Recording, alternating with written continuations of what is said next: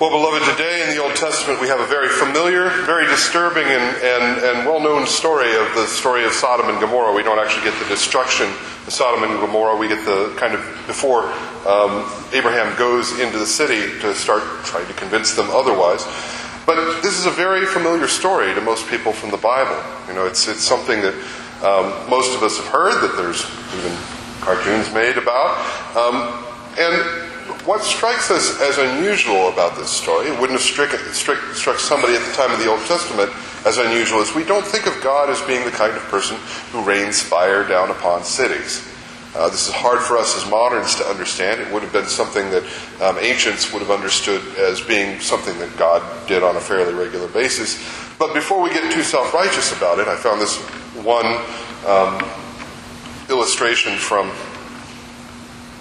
showing that God isn't the only one who rains down fire upon cities. You know, if we want to talk about that, we won't have to talk about Dresden or Hamburg or London or Coventry or Hiroshima or Nagasaki. Our own wrath is certainly enough to destroy cities with fire from the skies these days. But what is it that's going on in Sodom and Gomorrah that's causing the problems? I love this movie poster. I never even knew there was such a nice, salacious movie from the 60s about Sodom and Gomorrah. People have some very specific ideas about what went on in Sodom and Gomorrah and why God was punishing it. And it plays into the political questions of today. But if you look at the Old Testament and the Jewish commentary, they're really specific. There are really specific things that Sodom is being punished for, and it's nothing like what you believe. The prophet Ezekiel says, "Behold, this was the sin of Sodom. She and her daughters had pride, excess bread, and peaceful serenity, but she did not strengthen the hand of the poor and the needy." So Ezekiel, the prophet Ezekiel, is saying the sin of Sodom is that they didn't take care of the poor among them.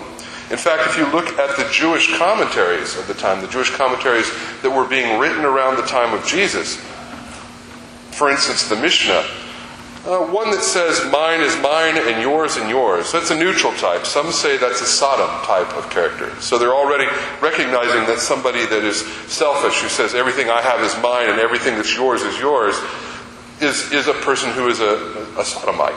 That's what the Jews would have said around the time of Jesus. Or even more so in the Babylonian Talmud, tradition tells us that it got so bad in Sodom that they wouldn't allow people, if you gave bread to somebody who was needy, you could be executed for it. That it was the idea was, if we don't give them bread, they won't be here. If we don't provide for their needs, then they'll leave. So there's this story of a certain maiden gave some bread to a poor man, hiding it in a pitcher, so nobody would know she was giving bread to a poor man. On the matter becoming known, they, the men of Sodom, daubed her with honey and placed her on the parapet of the walls, and the bees came and consumed her.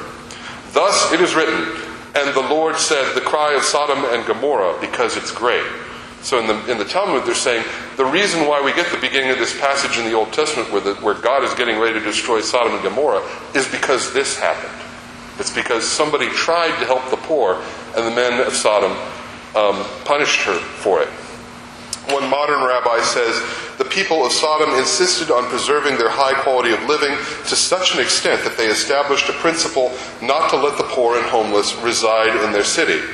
Consequently, when a destitute person would come seeking help, they would revoke his right to any welfare, public or private. And by doing this, they figured they would preserve an elite upper-class community who would monopolize the profits and the bountiful land offers without having to distribute any revenues to the lower class of people. That's a modern Jewish commentary on the sin of Sodom. Even Jesus, "Verily, I say unto you, it shall be more tolerable for the land of Sodom and Gomorrah in the day of judgment than for that city." And he's talking to the disciples and saying, if anybody refuses you when you come to see them, it will be just like what happened to Sodom. He's very clearly saying refusal of hospitality, which is the basis of Middle Eastern culture, is what's going on here. That's what he's upset about. Last week we talked about the hospitality of Abraham to the angels, how important that was in the desert culture. And the gospel is about Mary and Martha. Martha's running around preparing everything, doing everything culture is telling her that she's supposed to do in order to provide hospitality for Jesus. Well, Mary's sitting at his feet learning. But Mary is the one who's actually providing Jesus hospitality, because what Jesus wants is somebody to listen. Jesus wants to teach, and he needs students. And I've often thought that Jesus probably a couple times tried to get Martha to sit down, but she wouldn't. Mary is the one who's providing Jesus what it is that he needs, what he's asking for. So she's the one showing hospitality. If we go back to the Old Testament reading today, we have this great passage of Abraham bargaining with God. I mean, this is a great passage. And it shows Abraham's starting to learn about God. We have to remember that this is fairly early in the time that he's in relationship with this God. He pretty much expects that God is going to destroy Sodom and Gomorrah no matter what he does, because that's what Middle Eastern gods do. They destroy people when they're angry. And he says in exasperation, well, what if there are 50 righteous people in Sodom? Now, righteous is an important word. It doesn't necessarily mean in Hebrew what it means in English. Righteous means somebody who is in right relationship with God. It doesn't mean somebody who's necessarily morally upright. King David was righteous in the Bible, but he was not morally righteous by any idea of what moral righteousness would look like. It means that it's a person who is in relationship with God and able to participate in prayer. So Abraham says, what if there are 50 righteous people, 50 people who could be worshiping God in Sodom? And he's just saying it just as a throw-off. And God says, if there are 50, I won't destroy it. And Abraham's almost struck aback by that. He's like, really? And then he gets more polite. As he gets more polite as it goes on, he's like, what if there are just 45? How about that? I won't destroy it for 45. Well, what if there are 40? Sure. What if there are 30? What if there are 20? What if there are 10? And Abraham has talked, it's not actually Abraham talking God down. It's in some ways Abraham finding out that this God is a lot more merciful than he'd bargained for. He gets God down to 10. Now, why? The question would become, if you've gotten God down this far, why don't you just go for 1? I mean, the person he's worried about is Lot, who is in the city of Sodom. Why doesn't he just take it down to 1? Well, there's a reason. 10 is really important when we're talking about righteous men. And the reason for that is that when you have 10 righteous men in Judaism, you have the possibility for what's called a minyan. This is the minimum number of righteous men required to pray to God in a community. So you can't do Jewish morning or evening prayer without at least 10 men. Now that's been modified. If you're Reform or Conservative, that can include women. But traditionally they had to be men. So the reason why he's not going below 10 is because you need this minyan in order to pray to God. And as long as there's the possibility of community prayer, as long as there's the possibility of a worshiping community, there's a possibility of transformation. Without that worshiping community, there's no chance for transformation. Sodom's outcry is hospitality, is against hospitality. If you can't even find those 10 men to try to make it hospitable, there's no way it's going to be worth saving.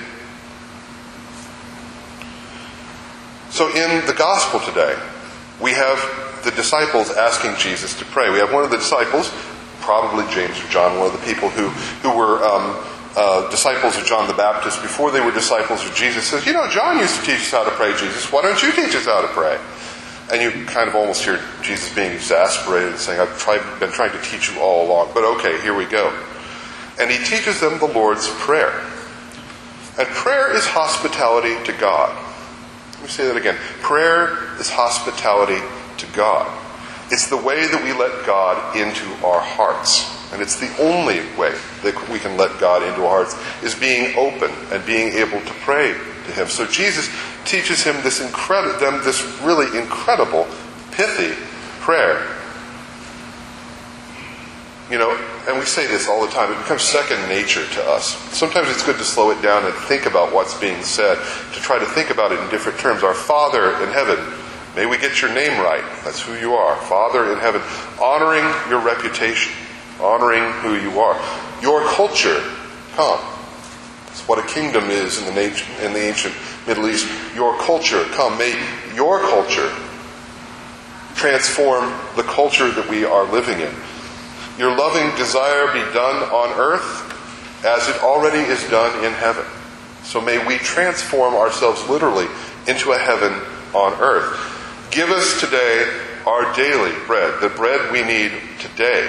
Not enough for next week, not enough for the next month, but today's bread. Give us what is necessary, not hoarding tomorrow's bread too.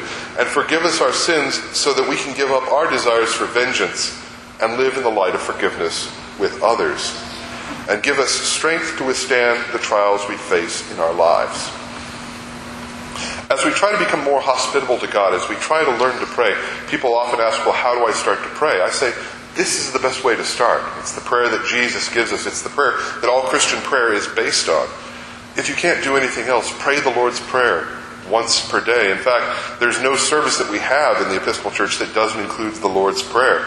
You can start with something as easy as these daily devotions that are on page 131 of the Book of Common Prayer.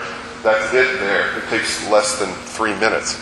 And there are different ones for morning, evening, noonday. Or even you can find these online at Forward Day by Day.